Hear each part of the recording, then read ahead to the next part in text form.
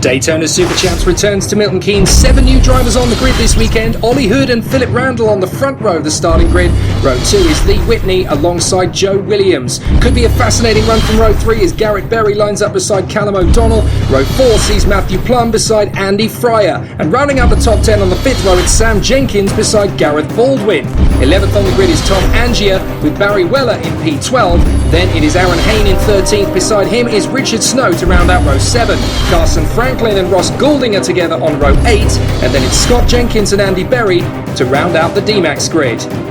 In N35-ST, pole position goes to Dan Munro alongside Andreas Dimitriou. Then in row 2 it's Lewis Barton beside Kim Ely doing great in 4th place. Adam Thomas and Joel Wood are together on the 3rd row of the starting grid with Murphy Aldridge beside Philip Babulal. Then it is Charlie Fenton in 9th on the grid alongside Arnold McCauley. And then 11th on the grid is Ollie Bishop from Barry Morris. The 7th row of the grid sees Sam Cole lining up beside Ralph Leckie, who needs to make some progress. Sonny Elton and Justin Elliott share row 8. And then it's Craig Fraser, who lines up 17th beside Benjamin Gregory. The 10th row is Charlie Pinkney alongside James Bedison. And to round out the field, it's Liam McCauley and Mark Martin.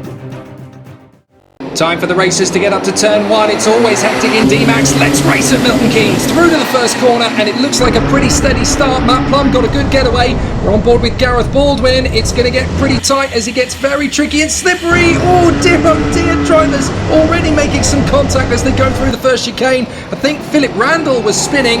N35-ST begins. Barry Morris is sandwiched in through the first couple of corners there. He's having to now take to the outside line. So he goes around the outside and he's going to try and hold it. Again, the carts are sliding. And I think Morris was completely and totally cramped in there, swamped around. So a bit of a tricky start for everybody. And look, Barry Morris has had to slip into 18th. Whoops, make that 19th place now as he comes through turn 4. Not the best of starts. So, up in front, we've got Ollie Hood out in front, and he is stretching away ahead of Lee Whitney, who in these damp conditions always seems to go well. Joe Williams is going well. This is Barry Morris trying to fight his way back to the front when he's made one and lost one in the same breath. And they're actually banging barge boards as they come through into the chicane. Oh, goodness me, Matt Plum, he gets absolutely swamped there. Goodness me, that was Garrett Berry hitting the barrier, and it catapulted him into the path of Matthew Plum. And that's Gareth Baldwin. That was an easy place to gain. Goodness me. So the yellow flags are flying. Garrett Berry's visit to the barrier is making them respond pretty quickly. They've got to reset the tyre wall, so it's a caution period out on the circuit at the moment. So back to Barry Morris. He's trying to make his way through into 17th position. This will be a perfect move at my favourite corner on the circuit, turn 6, which is nice and tight in this particular part as they come up the hill. So now this is for 3rd position, and this is going to be quite tight. We've got Joel Wood and Murphy Aldridge in the N35-STs. Wood is hanging on. Thomas is making his move on Aldridge, and he's going to try and get 3rd off Wood into turn 1. If he gets a good run, now he gets his sandwich move on the inside. Beautifully done. Absolutely stunning move. And no problem at all there. So Wood is down to 4th. And it's a great run from Adam Thomas to go into 3rd position. Oh, careful. That's the tyre barrier. So on board with Matt Plum. Oh, and there goes Randall. A nice squeeze in the final bend there. In the D-Max battle for P4. So that's Randall through on Plum. Back to Morris, and that's Justin Elliott. On the inside line he goes, and that's an absolutely terrific run, and that's his title rival, don't forget. Here's Gareth Baldwin, and Andy Fryer trying to get on the inside line to come around the outside to reclaim the place. So that's Andy Fryer into P10. Gareth Baldwin is now there in 11th place. He's going to have to try and retaliate sooner rather than later. The N35 battle is continuing for 4th place. That's Wood, and Ely is going to get squeezed wide there as Aldridge gets through into P5. Very nicely handled. So a very good race at the moment between these three, Wood, Aldridge and Ely. And we've still got a nice battle as they continue to charge their way round.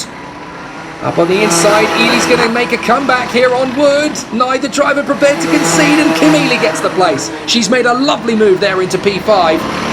Back with Morris. Oh, and that's Elliott. Elliott gets through there nicely, so a nice little bit of badinage between those two. And this is going to be a lovely slingshot manoeuvre from Morris into turn 4. Now here's Plum trying to get on Whitney. Whitney's going to use the traffic to good advantage here. And Whitney's going to make the move. A nice bit of traffic, but Plum gets boxed in. So there's not a lot there that can be done about it. He just has to let Whitney go, and Whitney's going to drop back. So here's Plum, now making his bid for second place.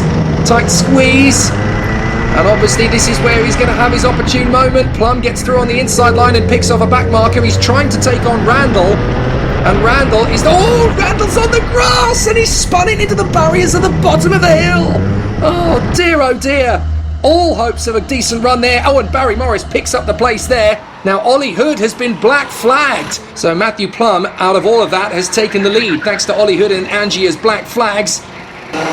Williams versus Randall once again. Randall trying to get on the inside line, into turn one, bails out of it. Fryer and Baldwin continues. Baldwin dives down the inside, gets the place. He's going to run wide, so Fryer might get a switchback manoeuvre, but Baldwin's got him for the moment. Now, that's Matt Plum. Now, that's Charlie Fenton, got the widest of wide exits there at turn 8.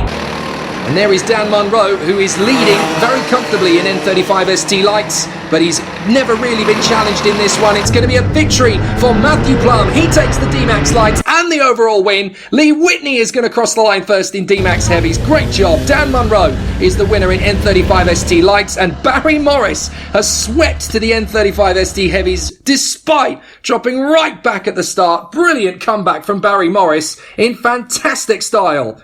But Plum takes a crucial victory at a tough stage of the season.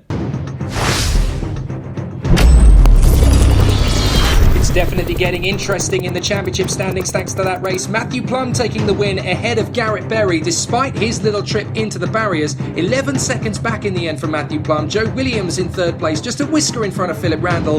Then Aaron Hayne and Tom Angier, Callum O'Donnell and Ollie Hood throwing the towel after his black flag. That definitely changes things in terms of the drivers' standings. Garrett Berry, the fastest man of the race, and he picks up the 5 points bonus for doing so. And it means that Matthew Plum now has a decent cushion over Tom Angier, Philip Randall and Ollie Hood, who is 7 points back from Randall now. Joe Williams in 5th from Alex Simmons, with Callum O'Donnell, Will Davison, Casper Marriott and Garrett Berry still running in the top 10. Lee Whitney taking the victory in the D-Max Heavies. Sam Jenkins 12 seconds back roughly from Gareth Baldwin.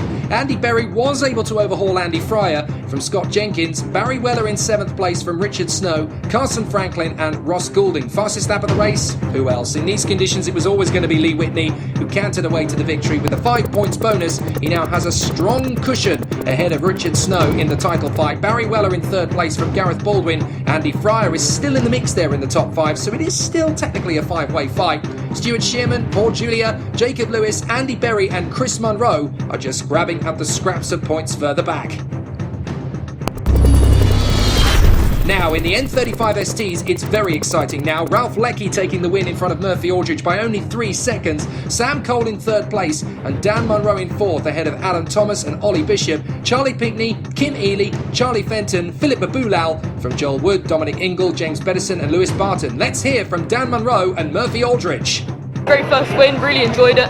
Well, the conditions are like out there. Turn 8 and turn 2 were quite slippery actually, but apart from that it was fairly dry. So what does this mean now? You got your first win, what's next for you? Where are you in the championship now? Not too sure, I've only done 3 rounds, but I hope to come back next round to prove my point. Daytona's doing a great job of just organising it all and making it really professional. So I think I've got a good chance to win. And here's what it does to the title fight. Murphy Aldridge has taken the lead of the standings by just 5 points to Charlie Fenton. That's how significant it is. Ralph Leckie in 3rd from Sam Cole. They're all still in the title fight, and look, just 8 points between Aldridge, Fenton and Leckie. Ollie Bishop and Adam Thomas are tied for 5th, with Kim Ely still in the hunt, just a few ahead of Lewis Barton. James Bedison and Craig Murchison just a whisker ahead of Dan Munro. In the N35STs, Barry Morris getting a victory over Justin Elliott, and he's very happy with that one indeed. 4.6 seconds is the cushion, with Arnold McCauley, Craig Fraser, Mark Martin and Leon McCauley. Let's hear from Barry Morris and Justin Elliott after a cracking race. I was hoping for rain today, qualified not where I wanted to, but if there's rain the next 2 rounds, then I fancy my chances of pulling them points back. Barry? I agree with that. So it's all down to weather, nothing to do with talent.